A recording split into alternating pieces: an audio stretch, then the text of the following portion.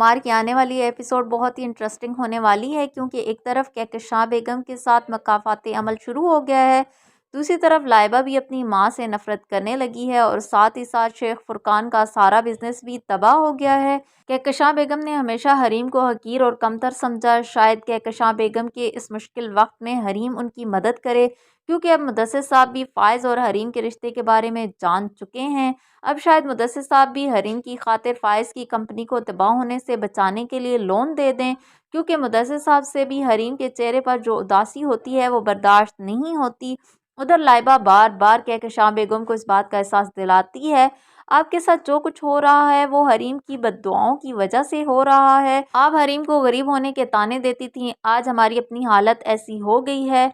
उधर नासिर जब कहकशां बेगम से पैसों की डिमांड करता है तो कहकशां बेगम भी मज़ीद पैसे देने से इनकार कर देती हैं कि अब मेरे पास तुम्हें देने के लिए कुछ नहीं है, हमारा सारा बिजनेस तबाह हो चुका है। जिस पर नासिर कहता है, आपने मुझसे वादा किया था, अगर आपने मुझे मेरे पैसे ना दिए तो आप जानती हैं आपके खिलाफ क्या कर सकता हूँ।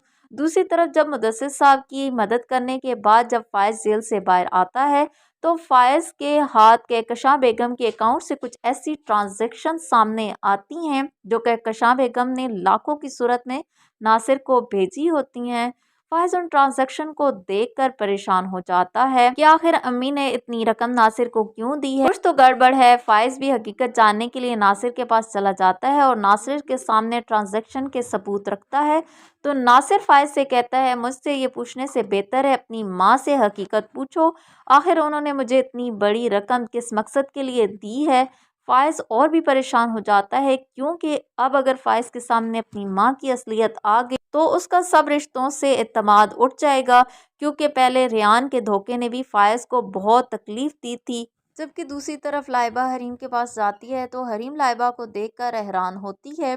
लाइबा हरीम से कहती है, हमें माफ़ कर दो, हमने तुम्हारे साथ बहुत गलत किया है, जिसकी सज़ा हम सबको भुगतनी पड़ रही है। जिस तरह अम्मी ने तुम्हारे साथ खेल खेला, अब उसकी सज़ा मुझे बर्दाश्त करनी पड़ रही है। हरीम लाइबा को हौसला देती है, सब कुछ ठीक हो जाएगा। मुझे फ़ाइज़ के रवैये से बहुत मायूसी हुई है कि फ़ाइज़ कितना जल्द मुझसे बदगुमान हो गया है, यहाँ तक कि मुझे अपनी ज़िंदगी से हमेशा हमेशा के लिए निकालना चाहता है, मेरी सच्चाई जानने बगैर। लेकिन कुछ भी हो जाए लाइबा, मैं आप लोगों को इस मुश्किल वक्त में साथ दूंगी, क्योंकि मैं जानती हूँ नफ़रतों को सिर्फ मोहब्बत से ही ख़त्म किया जा सकता है।